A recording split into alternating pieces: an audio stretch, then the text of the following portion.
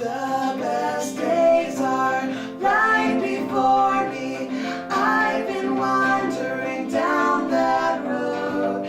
Morning light is dawning on me as I wait. We'd like to welcome you to our new show, Straight Up.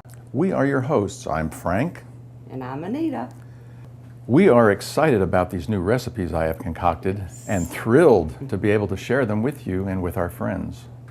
Our dinner menu begins with an appetizer combo of bacon-wrapped asparagus and water chestnuts with a mustard honey bee pollen vinaigrette drizzle. For the dinner, the food link is honey bee pollen, natural raw honey, balsamic vinegar, and water chestnuts. To make our honey, mustard, and pollen vinaigrette, we start with raw honey, and we go for 2 tablespoonfuls, and then we'll do 1 tablespoon of a good Dijon or spicy brown mustard. This is a very delicious tasting drizzle. Then we go for the balsamic vinegar, and that will be 1.5 tablespoons of it. There we go. Well, this dish is too small, so we're going to add it to a larger container. Now to this, we're going to add our fresh bee pollen. And for that, we will take 2 tablespoonfuls. Again, I'll use heaping ones because I love the flavor. And we'll whisk this together, and then we'll have to let it age so that it incorporates and the pollen dissolves into the mix. Good. I'll leave the whisk in it, but we'll be whisking it back later. I'll put that now into the refrigerator. It smells wonderful. Now, to do our asparagus, we've selected 8 uniform asparagus, and we're going to pop them off. And the way we do that is we bend them near the back of the stem till they pop, and that gets rid of the tough stalk. So let's get them all even and chop off a few of those ends. We'll take those 2, they're about even. Good, because they're going to be matched on the plates together. Now, with that done, we'll take the water chestnuts, and I've used a rigid straw, which is a regular drinking straw, one of the fat ones. And how we do this is we select very thick water chestnuts, and we take with a slight cut bevel on that edge, and we're going to twist like a drill bit and go straight through, twisting, pushing as I go, and working that straw all the way through this water chestnut. There, came out the other end. You can see that. So here's the plug. Now, if this won't fit properly in there, then we're going to have to shave off a little bit using the edge of the straw to enlarge the hole, as we do here. Good. Now this should fit through there, just like so. Then we'll wrap the bacon around those. I think we have one more here to do. So again, we start at the egg-shaped end, go straight through, twisting, pushing as I go, and working that straw all the way through this water chestnut. There, came out the other end. And I had one extra in case one broke. So now we take the bacon, and since we have 8 asparagus, that'll be 2 per person, we will require 8 pieces of bacon cut on an angle, and 4 slices will do because we're only using half of the bacon. So we'll get a good angle here and cut through at halfway so they match. There.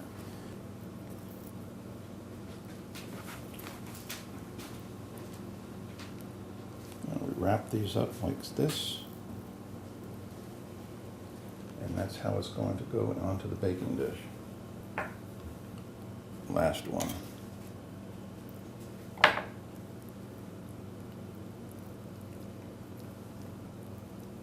Now, after we cook these for about 7 minutes. We're going to have to turn them so that they crisp on the other side. So we're going to put these into our pan. That way they can be together. Okay.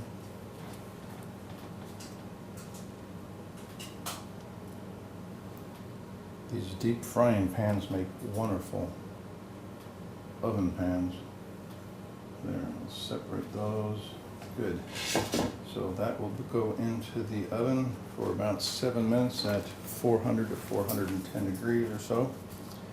And then we'll turn them over and get them crisp on the other side for another 7 minutes. So about 15 minutes total time. And we're ready to put them in the oven.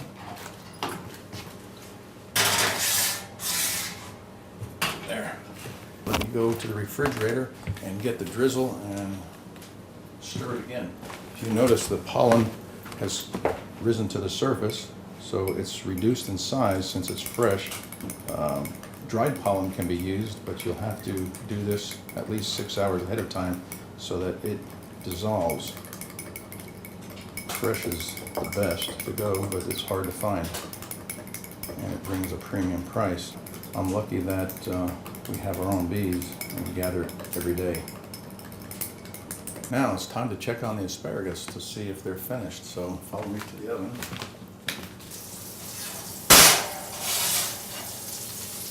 Alright. We're going to turn these over. See there? That's perfect on the back side. I think I need to turn this around so I can go back-handed now.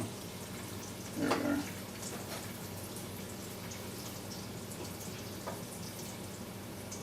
Now they go back into the oven for another 7 minutes. Okay, follow me over to the oven as we check on the asparagus to see if they're finished cooking. Ah, it looks like they're totally done. Good. We'll cancel out and remove them. Beautiful. Bacon is perfectly done. And what we're going to do now is set them on the plate. So we match them up again. Here we go. Two lengthwise. Just like so. We go get the drizzle.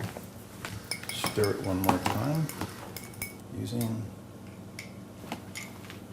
a tablespoon or a teaspoon. We'll go over the whole top of this and drizzle a little bit of this vinaigrette over the stems. A little bit extra on the bacon. And now for a little design. We'll take the fork and we'll make a pattern.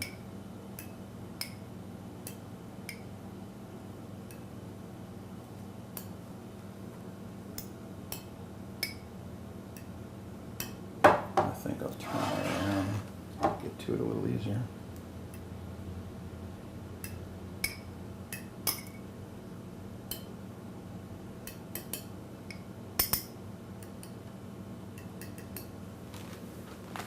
And a little bit heavier in the middle there. And maybe a little up the top here.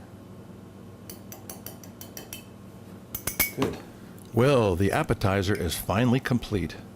We will now nest this dish on top of the entree dish on diagonal. As such, what a powerful statement this presentation makes for the first dish of the evening. With that, we say, bon appetit and thanks for watching. Be sure to tune in next time as we complete the hooped roll stuffed flounder entree, the two side dishes, and demonstrate our new coffee and amaretto-based exquisite desserts which we produced especially for this occasion. Also visit our website, faashow.com, to see our videos, our recipes, and to purchase from our growing store of products. Till next time, Frank and Anita.